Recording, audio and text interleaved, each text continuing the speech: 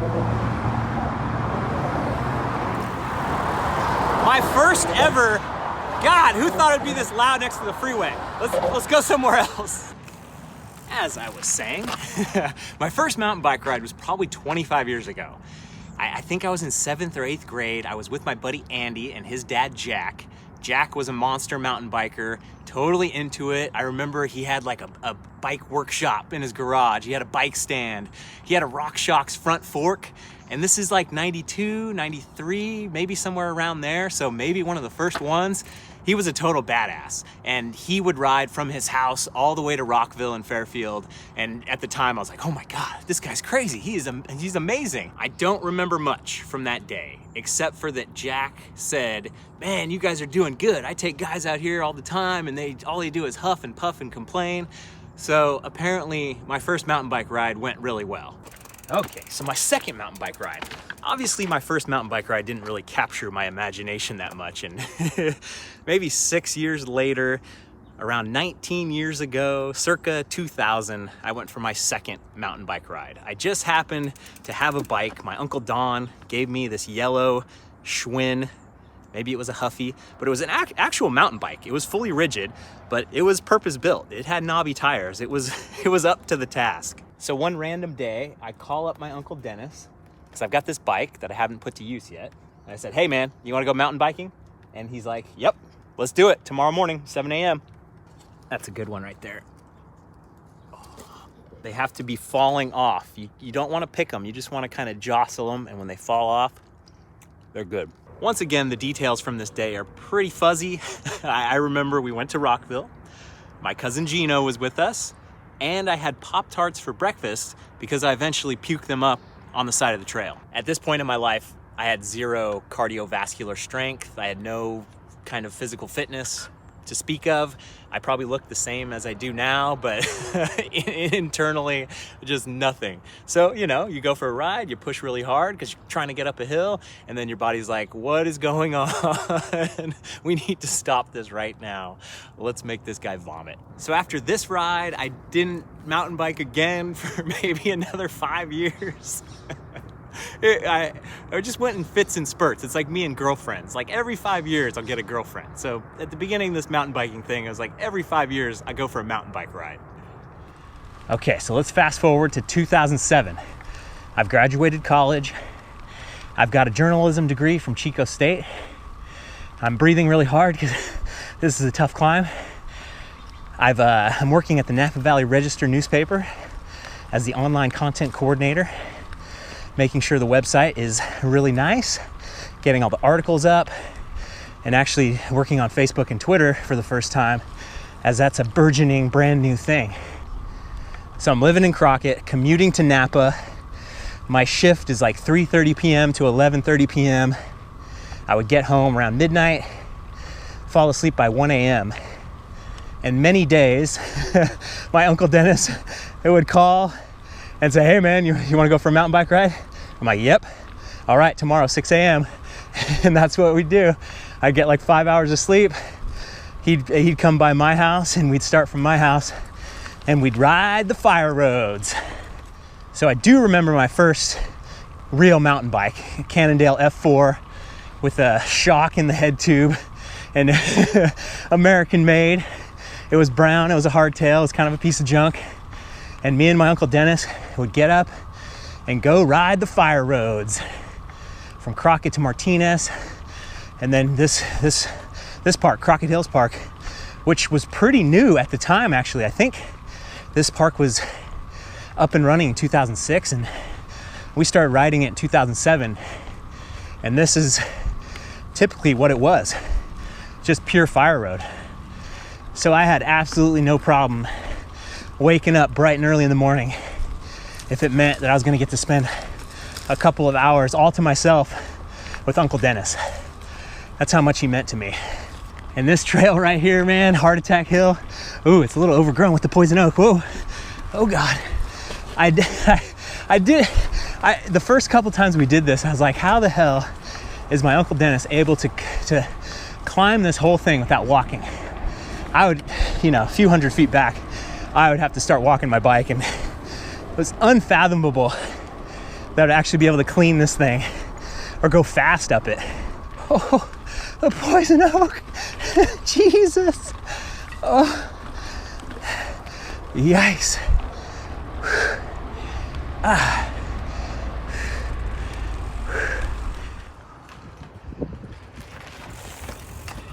So this is gonna be a fun video. I'm gonna spend the rest of this video telling great fun stories about my Uncle Dennis. But first, I have to say that he died yesterday. And that's why I got up really early to go out on this ride and honor him and let you guys know how great he was.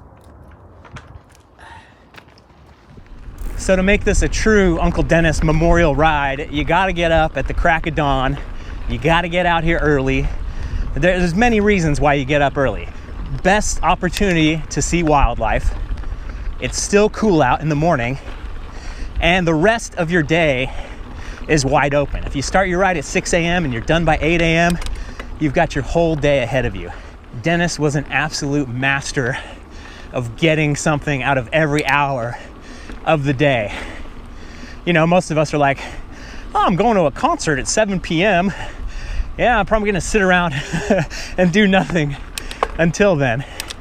No, not Uncle Dennis. He'd be up at 5, have his coffee, read the newspaper, go for a ride, get something done.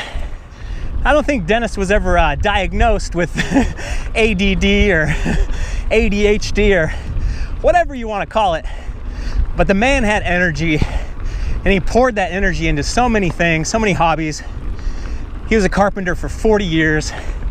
He built 5 houses with his own 2 hands from scratch. There's a few things that friends helped him out on, like pouring concrete and stuff, but as a carpenter, he kind of knew what he was doing, and I'm sure by that 5th house, he really had a handle on it. And one of the great joys of my life was getting to help my Uncle Dennis work on his final house, the one he lived in. That house was a massive project, and he would just chip away, 5 or 6 years, a little bit at a time. And I remember at the time, I just hate asking about it. Like, hey, what do you think? Like, because you just know that's the only topic of conversation that people would bring up. Hey, when are you gonna be done with that house? When are you gonna be done with that house? But we were also curious, you know? I helped out with a lot of random things around the house, and he'd pay me, you know, a good honest wage for my work. And it was just getting to spend time with him. It was just the best. I remember he's like, what are you gonna do with all the money that I've been paying you? And I'm like, oh, I'm gonna buy a computer. And he's like, oh. He wasn't really into the whole technology thing. Eventually he did come around with the phone and texting, but back in that day, you know, around 2001 or so, he used to like to call himself Dennis the Dinosaur. So forgive me, but I'm probably gonna butcher this story. But I was asking Dennis recently who got him into mountain biking. And he said it was his buddy Steve DeRay. And him and DeRay played high school sports together. They were on the swim team together. I believe they still have like a 4-man relay record down at the Crockett Pool up on the wall. So they were both athletes. You know, looking at my Uncle Dennis, he was a stocky guy, but man, he was a cardio monster. He loved cardio workouts. He was a beast. And I think him being really into swimming as a kid laid the foundation for his cardiovascular monstrosity throughout his entire life. One of my earliest memories at the pool with him, he's like, okay, I'm gonna go underwater, count how long I'm under. It was like 90 seconds. I was like, a 1,000, 2 1,000, 3. It's like he's under there for 1.5 minutes. It was the greatest feat of breath holding I'd ever seen in my life, and never will see, I'm sure. So DeRay and Dennis were good buddies, but I think there was a little bit of an athletic rivalry there. You know, they both want to beat each other. It's just the fun thing to do, right? So years and years and years later, DeRay is into mountain biking. And I guess Uncle Dennis had a bike. I don't think he was really into mountain biking, but he had this classic 42-pound Schwinn that was just a beast. And DeRay invited him to go ride Mount Tam. So I think it was a little bit of a setup. I'm sure DeRay had a decent bike and he wanted to, I'm gonna take Zamp up and go show him who's boss. And Dennis's nickname's Zamp. And so they start climbing Mount Tam, and Dennis does it. He's not up there. He's not like neck and neck. But I think DeRay keeps looking back and he's like, I can't shake him. He's actually, how the hell is he actually doing it? So somehow that blossomed into a love of mountain biking for Uncle Dennis, and really maybe more of a love for cardio masochism. It's funny because, I love a big climb, but I love a good technical descent. Dennis was never a fan of the techie stuff. He just loved coming out to the Crockett Hills and doing as many climbs as he could handle.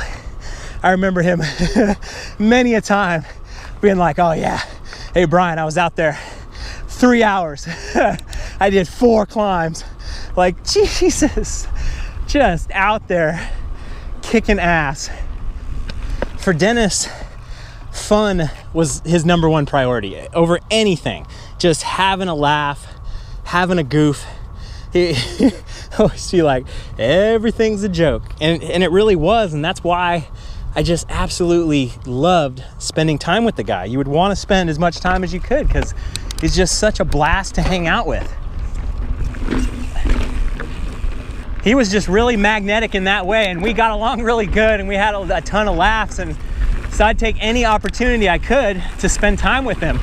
And he loved the outdoors, so all right, I guess I'm gonna get into the outdoors. And I like the outdoors, but I really developed a love of the outdoors through my Uncle Dennis.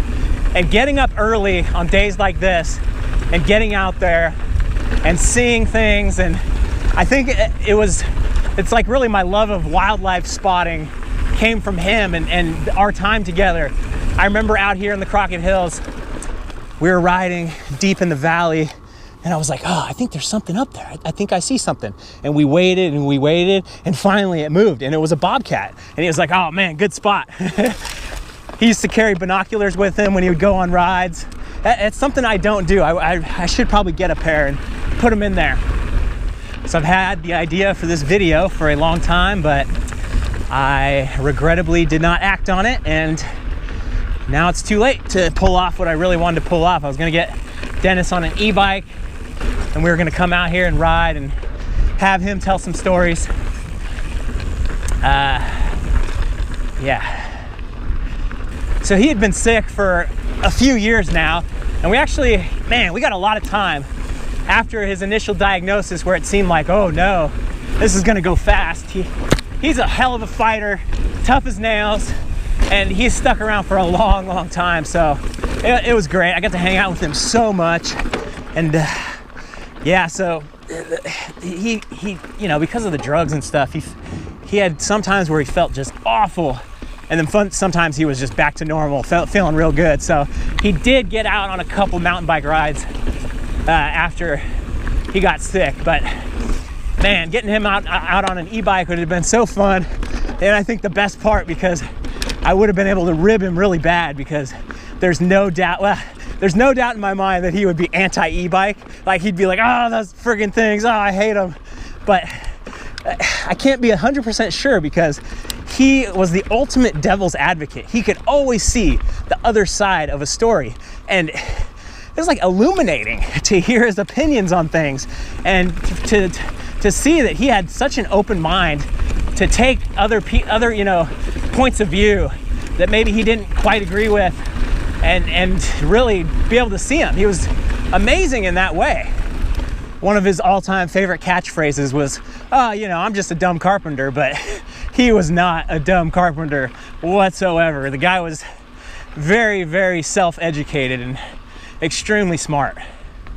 So if I flash back to my years in Crockett, I only lived in Crockett for 3 years before I moved to Vallejo. And my Uncle Dennis really wanted to go to Yosemite for his birthday in October. And I'd never been, he'd never been. So we looked at the old MapQuest, and it was a 4-hour drive. So we did We did a day trip to Yosemite, 4 hours there, 4 hours back, and it was totally worth it. We didn't really know what we were doing. We just started walking around and we looked for some hikes and went for it. The first hike we did was Mirror Lake, and within like 2 seconds we saw a bobcat off to the left of the trail, just sitting there, happy as a clam. And it was like, oh my God, this is amazing. This is Yosemite is something else, huh? Then we're a couple miles into a nice flat hike and we see a mama bear and 2 cubs off to the side of the trail. And it was so cool. We were so lucky. Okay, hold that thought while I try to clean this brutal climb. Yeah, that was a great day in Yosemite. We went all the way up to Nevada Falls. It's pretty good.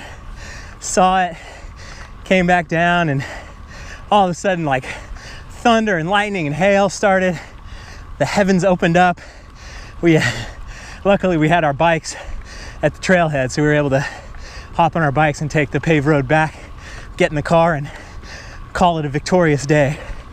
And then not far after that, the next summer, or maybe the summer after that, we went up to the top of Half Dome. We did the cables all the way up. It was awesome. He was probably right around 50 years old. I was 26, and man, that's my inspiration. Be able to do Half Dome at 50, ooh, baby. So Dennis was my mom's brother. There was 6 kids in the Zampa clan.